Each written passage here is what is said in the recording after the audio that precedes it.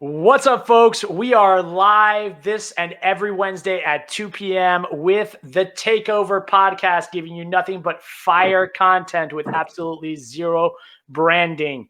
And I want to give a huge shout out to my guest today, and this is going to be a phenomenal episode. I'm excited to share with you guys the movements in Airbnb.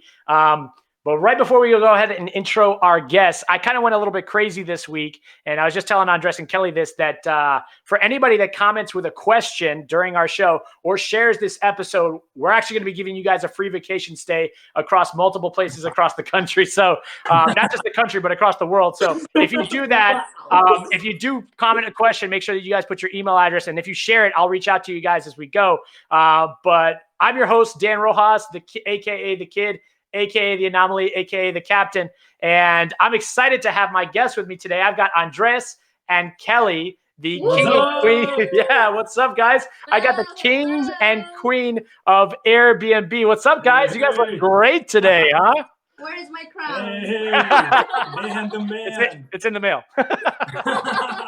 No, but let me tell you a little bit about how Kelly Andres and I know each other. So Kelly Andres and I were fortunate enough to fly out to Scottsdale, Arizona last year and go to this amazing Leadership Summit conference. And it's funny because a lot of people didn't know each other at this conference, right? I had never met them a day in my life, but we kind of realized and found out that we're all Colombian. So it was a ton of fun. To realize that. And so we bonded over that. And then they started telling me everything that they do and how they buy all these rental properties. And they've got a goal of at least like 1 or 2 a year. And I was like, well, what do you do with that? And then they started telling me all this complicated stuff that I didn't understand about Airbnb. And I was like, I got to find out who these two are, because these two are like the dynamic duo. And these two actually, so you guys were the recipients of 35 under 35 last year, right? Yes. Yeah, I think so. So at the Opie Awards, the Orlando Real Producer Awards, you guys won the 35 under 35. You guys were featured as Rising Stars of the Year, and you guys closed out almost $8 million in sales for last year. I mean, that's recorded. We don't know there could be more in new construction and a few others, but you guys closed out just under 8 million. So that's impressive. So congratulations to you guys, and I'm sure you guys are kicking it off this year. But let's get down to the chase. So tell us a little bit about yourselves and, how you got started in the biz and how you kind of like evolved into what you are today.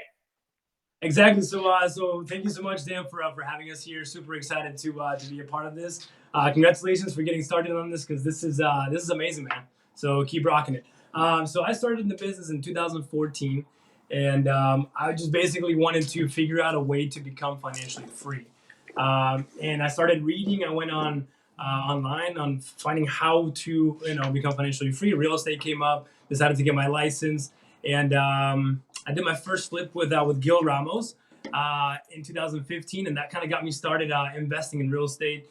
And in 2016 I decided to switch the strategy from flipping to actually buying my first primary residence. And in 2016 is when I met my beautiful wife, Kelly, and we moved into our first house.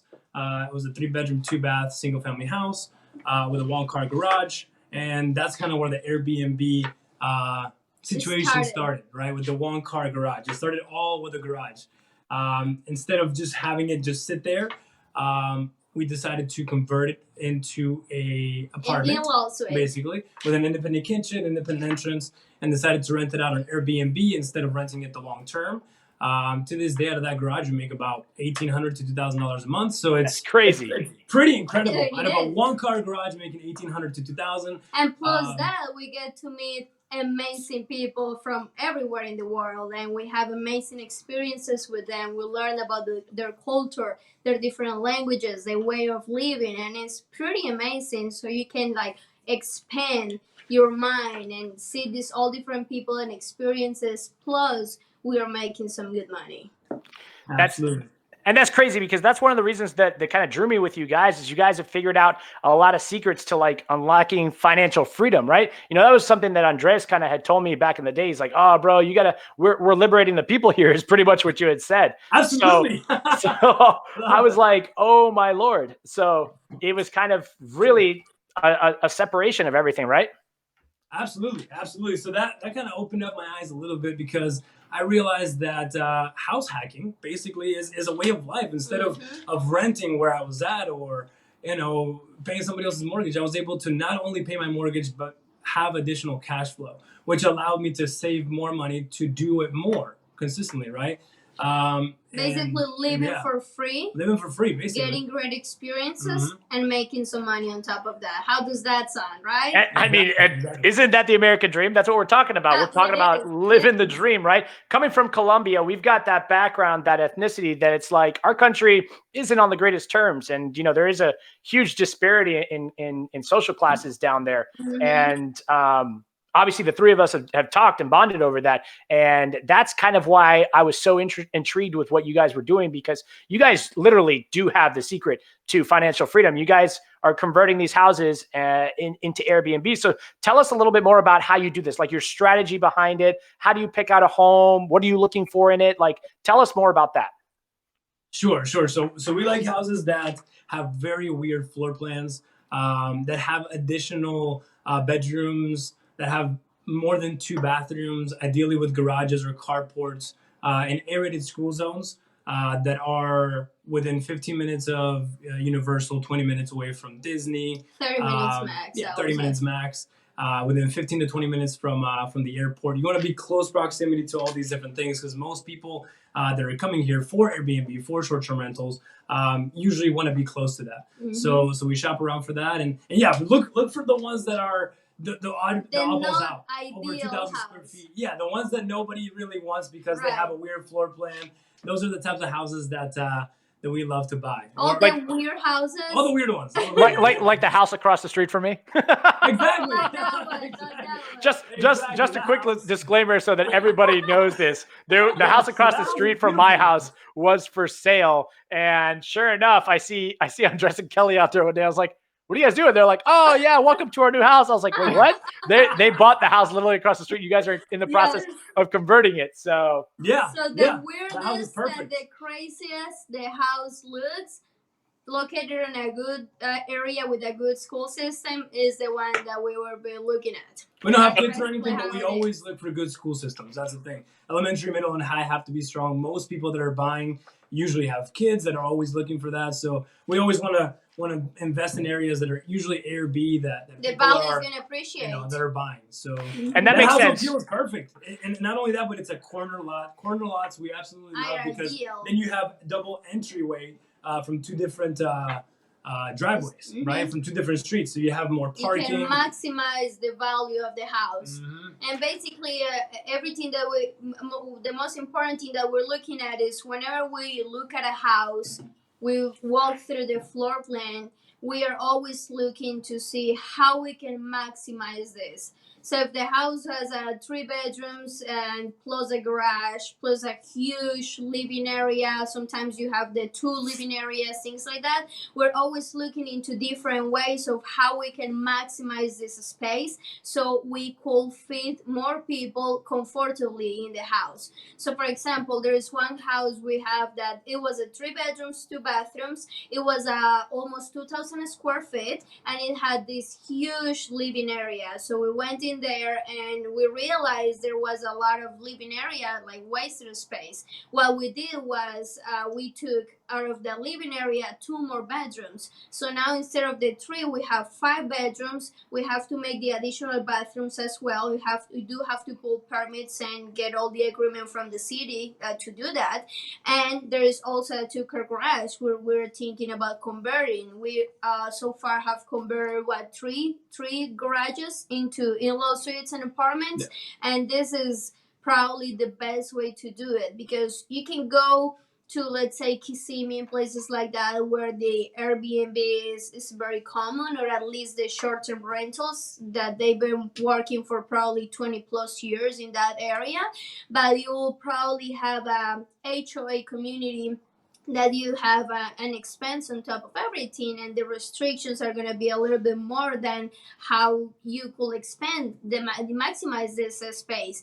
So that's why we rather go in areas where there is not HOA, so we can go like more flexible around that, convert the garages, make the house more appealing for the Airbnb, and divide one property into minimum 2 listings, but sometimes we can even do 4 listings out of the one house. So that one little house can have 4 different streams of income, which is the ideal on how we can really do the financial freedom, basically. So, tell us a little bit more about the process that goes behind it, because I know that you guys, I know a little bit more than most, but I know that you guys break it down. So, like, you guys look for houses that have garages to build in efficiency, correct? Yes. So tell me a little bit about that process, like how I know you have a dedicated GC that you work with, and I know you guys are constantly posting about on social media about it. So tell me what goes into that whole planning process, because I mean, I've seen Andres walk through the office sometimes with like all these extravagant like blueprints and plans, and I'm like, what are you doing? He's like, oh, another house, and I was just like, I wouldn't even ever dream of that. And I've been in architecture before, like at least on the side of like seeing how it functions and sitting at the permitting office down in City Hall all the time. But tell us more about that process, because that's so intriguing how you guys do it. You guys pick a house and then you convert the garage. So tell us more about that process. It's funny that you say that, because we were actually this morning at City of Orlando, and like literally right here, I have a set of plans. That's so funny. Literally.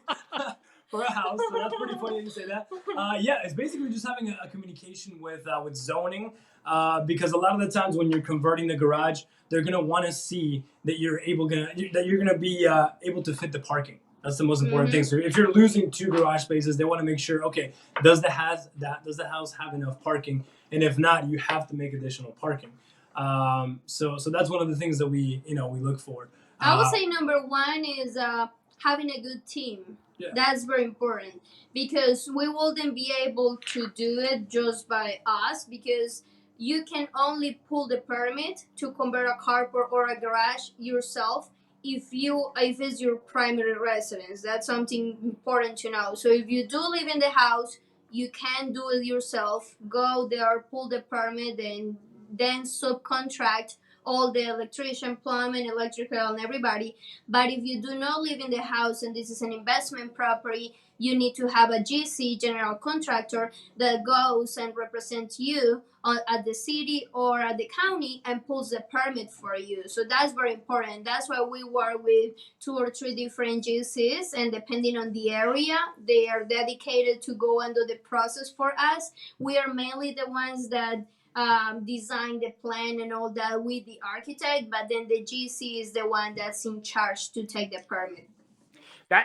That's so important, because I see so many houses that aren't permitted for these types of situations, and a lot of people tend to forget that you gotta really have that.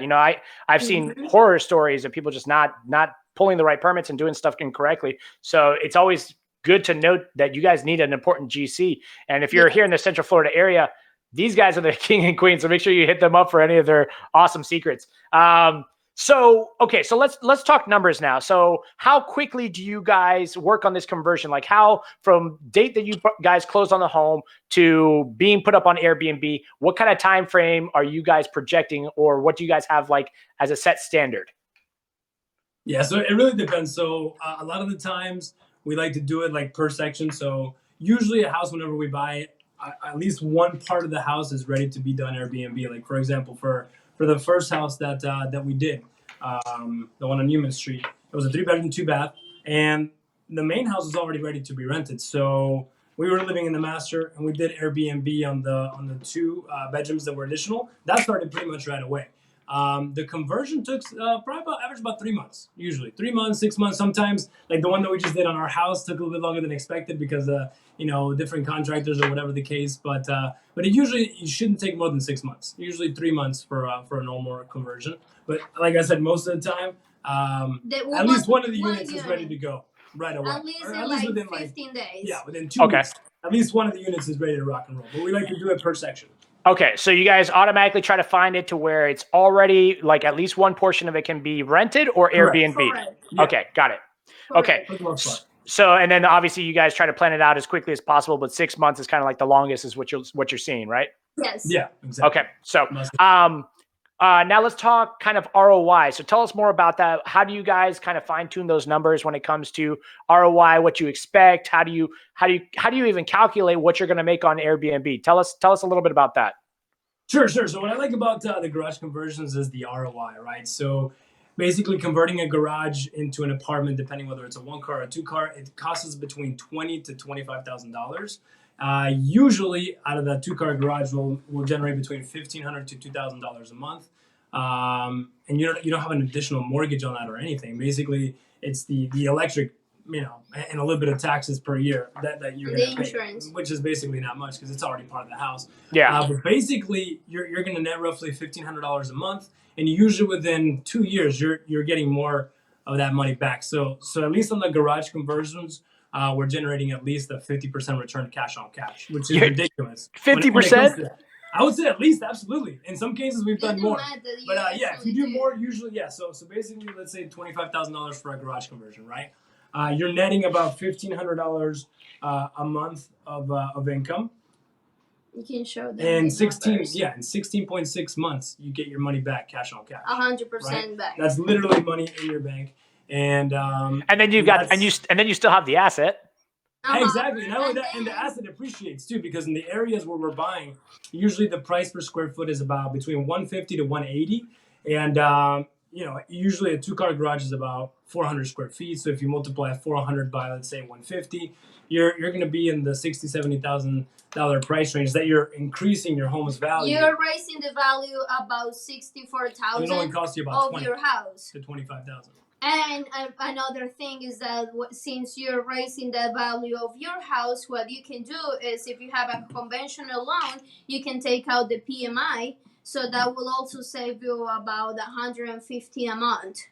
So is from every aspect that you look at it, you're generating the income. Yeah, you can't lose in this equation. Yeah, it's a triple win. Yeah, you cannot lose. Drop your PMI, so your payment goes down $150. You generate an additional $1,000, $1,500 a month, and you raise your property's value. So it's a triple win. And then basically with the additional income, I think one of the nuggets here is, I guess keeping your life at a balance, right? And not overspending and not buying a luxury car or doing more luxury things, because it doesn't matter how much money we make. We keep all the money and we reinvest it, right? We reinvest it back into the business, into buying more properties, into updating assets, and not buying like the expensive vehicles or expensive clothes. I mean, all this is like, very, nice, but very inexpensive clothes. I would say something that relates really well with financial freedom is something that's called the NAREB 10 principles. We are part of NAREB, which is the National Association of Hispanic Real Estate Professionals. And NAREB has 10 different principles that basically are the ones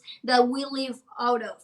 And they talk like one of them is living below your means, because doesn't matter how much money you're making, is how much money you're spending. So to really be able to escalate as fast as you want, is you have to be looking at that money that's going out more than the money that's getting in. Another thing is investing in different sources. So selling real estate is a great way to generate income, but it's not gonna be as sustainable if you do only that. So that's why we look into these other resources like Airbnb, so we can have another way of generate income. Which other principle can you talk about? Well, that hits a lot of points. You want to talk about how the rich get richer, how you jump a different class. It's really multiple streams of revenue, and that's exactly what you guys are mentioning.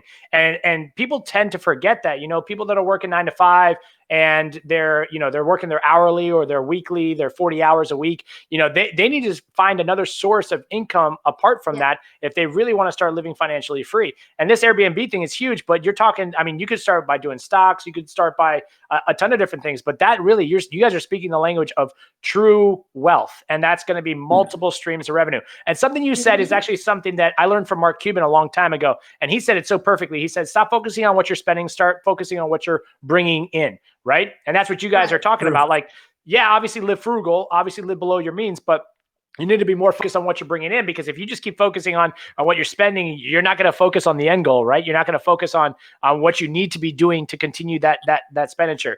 And I got to tell you, that's something crazy. And something you guys also mentioned is the fact that you guys are, I talked to Michelle Said earlier today, and she was like, you need to drill on Dress and Kelly because they're really humble about everything. And I was like, well, I'm going to bring the heat with some questions. So let's talk, because I know you guys are an amazing couple. You guys are something to admire, and you guys are so humble. And I'm honored to be friends with you guys. And one of the cool things is the humbleness to it. So let's get to the nitty gritty. Let's ask you guys, how many properties do you currently own personally? 18. 18 properties personally. Yeah. That's incredible. Now I don't know if you guys will answer this, but Michelle was like, ask them and see if they'll answer it. How much are you guys bringing in from those 18 properties? And you don't have to answer. You don't listen, but that's my point. My point is like that's right on the spot. Come on, yeah. Well, I mean, that's the thing. Like, that's how much money you guys are making, and that's the important part to drive across to everybody is the fact that you guys have bought these 18 properties across how many years? We started in 2016. Okay, so across basically 3.5 years, you guys have bought 18 properties and converted them, and you guys are making massive amounts of money. And you guys only did it in that short amount of time. That tells a lot of people a lot of things. That tells people, maybe they should not eat out, that many times a month and start putting that money towards something they can invest in, such as this. And that's really the key factor is that if you guys are able to generate that much income, everybody should be able to do that. And a lot of people kind of have their focus in the wrong places. So I think that what you've given us today is kind of like a blessing on a lot of things. And speaking of being humble and having blessings, let's talk about you guys doing Habitat for Humanity this year. Oh, that was an amazing experience. So last year, 2019. Yeah, correct. Last year. Had 2 different experiences. First, we went around March at the beginning of the year, and we helped build this community of houses. We helped build one house, and it was the whole crew: Gil Ramos, Bobby DeWitowitz, Jennifer Encarnacion, us two. It was a whole crew, and we were there literally lifting up the walls to build this house. And what was so rewarding was that a couple of months later, about in October, we went back to the same community. Now the helping was cleaning it up and painting and all this, but we could see how the progress of these houses, and the one that we originally was helping to build was already there, and it was about to be transferred to the homeowners, which is the ones that were receiving the house. So that's probably one of the things I enjoyed the most, which is collaborating, giving back. We also I try to put together a lot of people as far as Hispanic realtors for the Hispanic Heritage Month as well, because I think one of the most important things is not forgetting where you're coming from, because that's really what's gonna help you appreciate life, appreciate everything that you have, and focus you on what you can do better and how you can how fortunate we all are having the opportunities we have in here. Well, not just that, but you're also bringing up other people, because there's a lot of people with a lot of cultural background and people that may have just moved to this country, or people that still don't even speak English, that are looking to see how they can, jump to the next level or improve their life or increase their income. And you guys are prime examples of that. My dad always said one thing, and it was very true. And he actually said it to me again last year: don't forget where you came from. We are Colombians, and and that's something that he said. He said, we're Americans as well. He's like, but don't forget that you are Colombian, and we have a heritage, and we work hard, and we stick by what we need to do. And so you guys are, by example, bringing up other people, and I'm very proud of you guys, because you guys are a shining example of how great you can be and still give back, and still be so humble. Still be humble. So let's talk about what would you say to somebody what would you recommend to somebody to get started in investing in real estate with Airbnb if they were not an agent? So let's say just a general client, consumer. How would you recommend they get started with kind of this whole process? What do you recommend as being their first step to get into it? To be honest, man, I would speak to a lender to see if I'd be able to buy a house, and if I can't qualify, I would speak to a parent to see if I could buy, because the power of ownership is number one, right? And then once you're able to find either a pre-qualification or somebody to co-sign, find a house that fits the criteria, that may have a garage, that you may be able to live in one room, rent out the other, so you can figure out a way to live for free at least, so you can get rid of at least that rental payment and make it into something that's building your assets. Start Absolutely. with one. Yeah. I would say start with one house. I would say start with one, start saving, and start watching out where your money is going. So what are the biggest expenses that you have through the month? Rent is probably one of the biggest ones, but what are those other things? Like, we have a financial advisor, and he always tells us about something that's called the latte factor.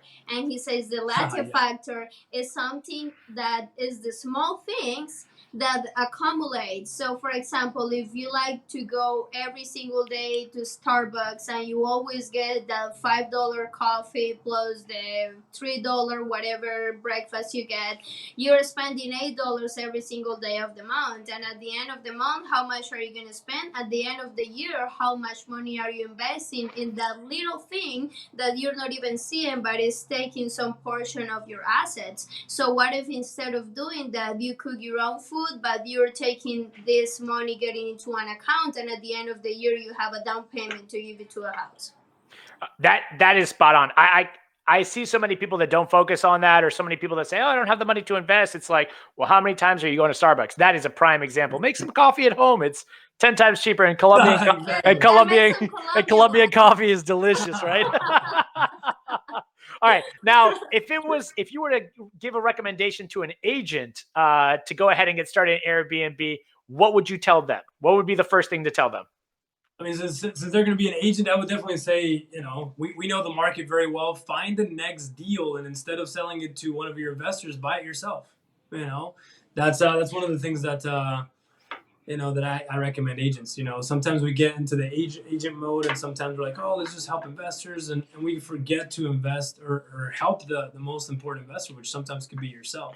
Correct. So, yeah, I agree with finding that, and maybe leveraging your commission to kind of assist towards your payment or your down payment, or just buying the home altogether. I couldn't agree more. We can explain a little bit more in deep of how we do it, like, since you're an agent, how we can do it when we're going to buy a house. You can, like, for example, whenever we're going to buy one of these properties, the ones we bought, since we're getting a commission out of that, what we can do is negotiate with the seller for him to pay your closing costs. You already have the closing cost covers, and then put your commission into the down payment. And most of the times you can even walk in the deal with 0% down, or at least a very small portion, and so you don't have to count with this huge amount. That is epic as an agent. I tell a lot of agents, you guys need to be investing in yourselves. One of our agents, Derek DeLear, just bought a house for himself this year too. He's only been in the business for 10 months. It's exactly what he did. Wow. Negotiated. I know, right? He negotiated exactly what you just said is what he did. He negotiated in the closing costs, applied his commission, and now he's renting out 2 of the rooms. That is exactly the route to do it. And I'm so glad that you guys agree. All right, let's talk about the growth. Let's talk about growth, and let's head into the growth segment. So what would you guys say as real estate agents is your highest converting lead source? I know we're kind of jumping topics here, but what would you say is your highest converting lead source? Definitely referrals. Okay. Right now, referrals. 100% referrals. That's number one. Yeah. Highest conversion 2019 was referrals. Referrals. But those referrals came from Zillow and Realtor.com the previous years. Got to start somewhere, right? Yeah. What started our careers was Zillow, basically. Yeah. It sounds like a lot of the top producers like yourselves are they had a jumping point somewhere, but after a while it just becomes referrals because of the way you guys, like I said last episode, you guys don't have any clients or customers. You guys have a lot of friends and family. So referrals, best clients. All right. So on that note, tell me a cool event that either you guys just recently attended or are planning on attending as agents in the next few months. As far as friends and their friends and family, or as far as like growth, like as far as maybe a summit, a leadership conference, something of that nature that you guys might be attending. Okay, not to our clients. Correct. Oh, okay, get it. So something that we're looking at is going to 10X from Grant Cardone. Gotta love it. looking at Grant Cardone for, I've been looking at him probably 2 years. He's been looking at it for more than that. Yeah. We went to the previous 10X that was in Miami, and that was about a year That ago. was awesome. That was starting February 2019, and it was incredible. It was unbelievable. The speakers they had, they were like just amazing. It was 3 days of full learning experience, and we had such a great moment. And actually, from that point at that conference, we decided to start ecologic management, which is our property management, because we got like motivated by them, the speakers that we're talking about. So we jumped into this step, and it's about to be a year since we have our property management open. So we're looking forward to go towards the next 10X, which is gonna be in Las Vegas, and it's in February 20 something. That's awesome, because that means you guys are going. We're all going to Vegas. Well, you'll be going twice this year. I'm going once in November with you guys of course, for the large conference. we're all gonna start buying properties out there just because we're there so often. So worldwide, that would be a pretty cool idea. Airbnb while we're not there. Yeah, I know, right? So tell me your guys' favorite social media platform, because I know that you guys. I think you also won. Correct me if I'm wrong, but I think you won like social media influencer from some award at some point in time. Maybe I'm incorrect on that, but I know you. No, I know you. actually, the award it was the Rising Star couple, and then he got the 35 under 35, Okay. but 20 under 40. But Maybe I was just confused because you guys are on social media so much. Hey, so what would you say is your guys' favorite platform, personally and professionally? For me, I would say personally, I love Instagram. I feel like it's more of I don't know, it's maybe the millennial way of living. It's just a great way to interact with people all around. And for professional wise, it will be Facebook, because that's the one that most of our clients, family, and friends are in there. So those two will be my I mainly do Facebook, to be honest with you. Yeah, I got a I got an Instagram account, and I probably have maybe 3 or 4 posts on it. But I gotta get work on it for sure. But yeah, no, Facebook. Yeah, you're like me. I literally all I do is all I do realistically is I just have all my social media linked. To be quite honest, like that's what I do. I just don't have time. I mean, if you post on every single network, I mean, it would take you like hours if you really think about it. And so it's kind of one of those things that's like, I mean, are we really going to work on business, or are we going to work on social media? So it's kind of something that that I always, say the less is more realistically, but you still got to be out there to kind of drive content. And speaking of social media, so if you guys want to follow Andres and Kelly on social media, I actually have their contact info and their social media info down on the ticker below, and I'll run it for a few more minutes. But on the last bit of business wise, give me one thing you would tell a new agent to get doing or get started right away to kind of jumpstart their business if somebody was just getting into the real estate business. I would say if they have some additional reserves, invest the money on Zillow, Realtor.com just to get started, just so you can get some leads flowing, or find a team that can give you leads and can train you, and get ready to work at least 9 to 5. I would say do consistent work, and be the best boss that you can. Have a set schedule, and try to schedule at least 1 or 2 hours of prospecting, because that's the most important thing in this business. You have to keep in contact with your clients, and once you fall out of that routine, it's difficult. I try to use my schedule as best as possible, and on the days that I keep my schedule, everything goes well. So that's the most important thing: keeping to the schedule and becoming the best boss for yourself, and maybe getting accountability partner. If you don't have a spouse or wife in the business, get a business partner, or maybe somebody that can hold you accountable for the numbers and the goals, the calls that you want to make. And Agreed. I would say other important thing is partnering up with good supporters like your lender, your title company, your insurance agent, your inspector. All of these people, you really have to make sure you build the relationships with them, because at the time whenever you're gonna get in a contract, you want to have a person that you trust and that is reliable to you, and then it can be a fast communication. So if you already have those built-in relationships, the transaction is going to go faster. Agreed. Accountability partner, and then great partnership with vendors. I couldn't agree more with those statements. Mm-hmm. Now to the fun stuff. So tell me, each of you, what your favorite movie is of all time. Oh wow! Just right off the top of my head, The Mask. Okay. Jim Carrey. Yeah, I've that was seen a it great probably movie. a million times. Good.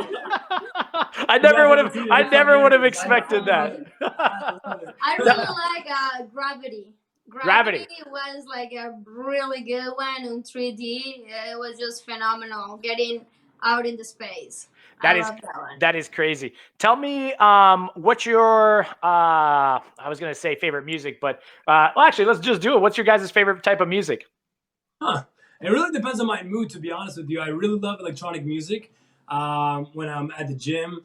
I like some reggae though when I want to, relax and just, cool down. I like reggaeton when I'm dancing with my wife at the club. It depends. Salsa. I think just whatever you can dance. Yeah. As long as you can dance, I'm good. I'm cool with Whatever's that. playing, Good. And then the last rapid fire segment question is going to be, what's your guys' favorite local eatery where you live, which is Central Florida? So tell me your guys' favorite place to actually go out and eat on occasion. El Tapatío. Wow. Man, that's crazy. I don't know. There's so many places. Okay, bueno, La Arepera. La Arepera, man. I feel like all of them are Hispanic places. I will say maybe. I think the number one maybe is Okay Bueno. I think so. Okay Bueno is a Colombian restaurant on Semora and it's so good. I think it's my favorite Colombian restaurant. And then La Arepera, which is Venezuelan arepas. And this place is open from 7 a.m. to 4 a.m. 4 in the morning. So, What? So good. 7 a.m. to 4 a.m. I love it. If you guys gonna go, it's on Semora and Lake Underhill is like the best thing. Whatever time of the day you wanna go is always open. And there is another Mexican restaurant is right in downtown Kissimmee. Every time we go to Kissimmee, we have to find an excuse to drive by there, and it's called El Tapatío. You too, you like it. Yeah, I too. love that. El Tapatío is very is real Mexican food. Well, I thank you guys for being on this show. It was a blast having you guys here. And I want to thank Andres and Kelly, the king and queen of Airbnb, once again for being with us. And as we exit, we always want to thank our preferred, or our sponsors, I guess you would say.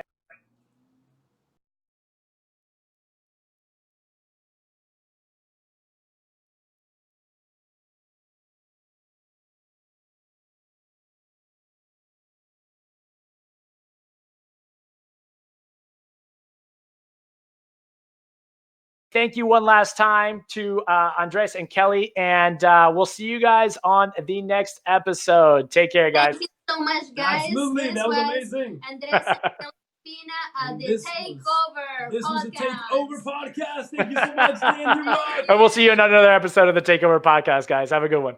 Thank you, man. Bye. Appreciate you.